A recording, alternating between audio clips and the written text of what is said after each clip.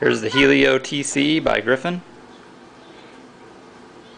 Kind of attaches to your phone and has a headphone jack to send the signal to infrared.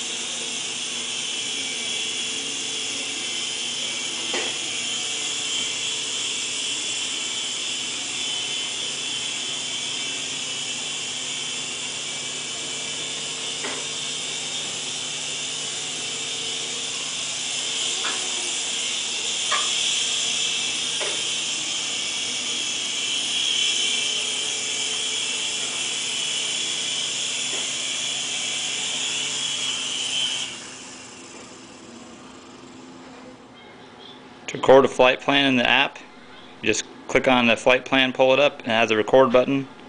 You do it 3 times. You can see all the three different recordings you can have, and then you just press record and begin to fly.